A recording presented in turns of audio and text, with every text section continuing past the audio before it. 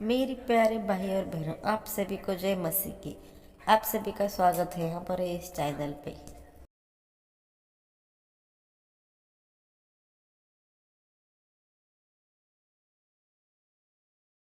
योहन अध्याय 13। फसह उत्सव के पूर्व ही मसीह यीशु को यह पता था कि उनका संसार को छोड़कर पिता परमेश्वर के पास लौट जाने का समय पास आ गया है। वह उनसे हमेशा प्रेम करते रहे जो संसार में उनके अपने थे, किंतु अब उन्होंने उनसे अंत तक वैसा ही प्रेम रखा। शिमोन के पुत्र कारियोतवासी यहूदा के मन में शैतान यह विचार डाल चुका था कि वह मसीह यीशु के साथ धोखा करे। भोज के समय मसीह यीशु ने भली भांति यह जानते हुए कि पिता ने सब कुछ उनके हाथ में कर दिया है, और यह भी कि वह परमेश्वर की ओर से आए हैं और परमेश्वर के पास लौट रहे हैं, भोजन की मेज से उठकर अपने बाहरी कपड़े उतारे, कमर में अंगोछा बांध लिया और एक बर्तन में जल उंडेल कर शिष्यों के पांव धोने और कमर में बंधे अंगोछे से पोंछने लगे। जब वह शिमोन पेत्रोस के पास आए तो पेत्रोस ने उनसे कहा, प्रभु, आप मेरे पांव धोएंगे? मसीह यीशु ने उत्तर दिया, जो मैं कर रहा हूं तुम उसे इस समय नहीं, कुछ समय बाद समझोगे। पेत्रोस ने कहा, नहीं प्रभु, आप मेरे पांव कभी भी न धोएंगे। यदि मैं तुम्हारे पांव न धोऊं तो तुम्हारा मेरे साथ कोई संबंध नहीं रह जाएगा, मसीह यीशु ने कहा। इस पर शिमोन पेत्रोस ने मसीह यीशु से कहा, प्रभु, तब तो मेरे पांव ही नहीं, हाथ और सिर भी धो दीजिए। मसीह यीशु ने कहा, जो स्नान कर चुका है वह पूरी तरह साफ हो चुका है, उसे जरूरत है मात्र पांव धोने की। तुम लोग साफ हो, परंतु सब के सब साफ नहीं। मसीह यीशु यह जानते थे कि कौन उनके साथ धोखा कर रहा है, इसलिए उन्होंने यह कहा, परंतु सब के सब साफ नहीं।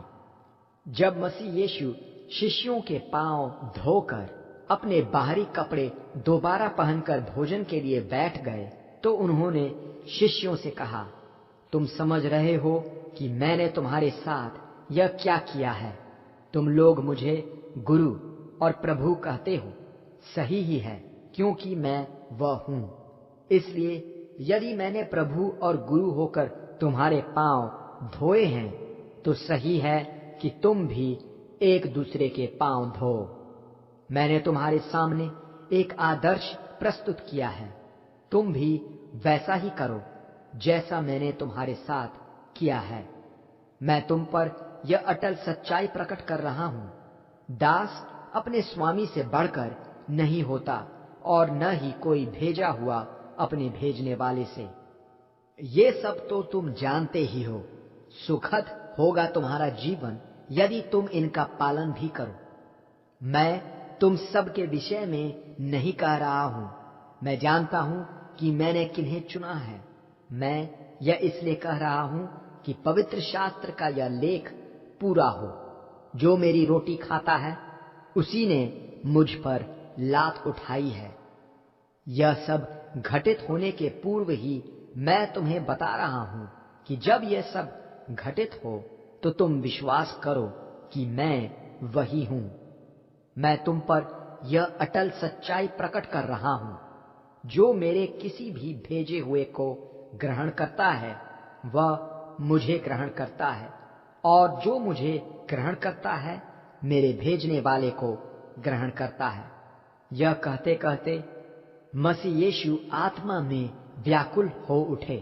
उन्होंने कहा, मैं तुम पर यह अटल सच्चाई प्रकट कर रहा हूं, तुम में से एक मेरे साथ धोखा करेगा। शिष्य संदेह में एक दूसरे को देखने लगे कि गुरु यह किसके विषय में कह रहे हैं।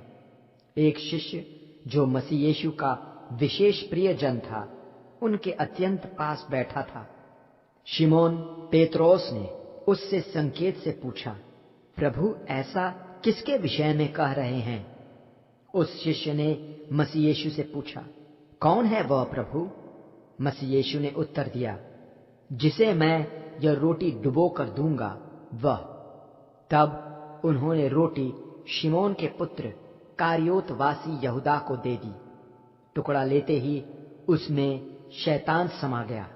मसीह यीशु ने उससे कहा, तुम्हें जो कुछ करना है शीघ्र करो।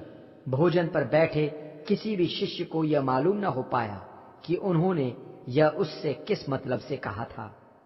कुछ ने यह समझा कि मसीह यीशु उससे कह रहे हैं कि जो कुछ हमें पर्व के लिए चाहिए शीघ्र मोल लो या गरीबों को कुछ दे दो, क्योंकि यहूदा के पास धन की थैली रहती थी।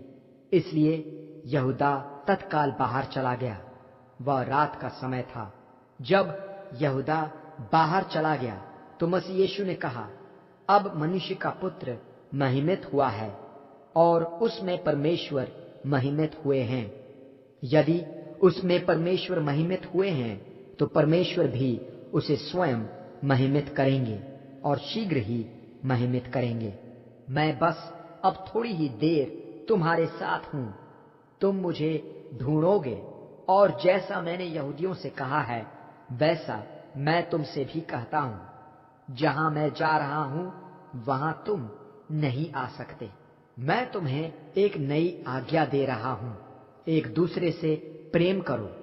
जैसे मैंने तुमसे प्रेम किया है वैसे ही तुम भी एक दूसरे से प्रेम करो। यदि तुम एक दूसरे से प्रेम करोगे तो यह सब जान लेंगे कि तुम मेरे चेले हो। शिमोन पेत्रोस ने पूछा, प्रभु आप कहां जा रहे हैं?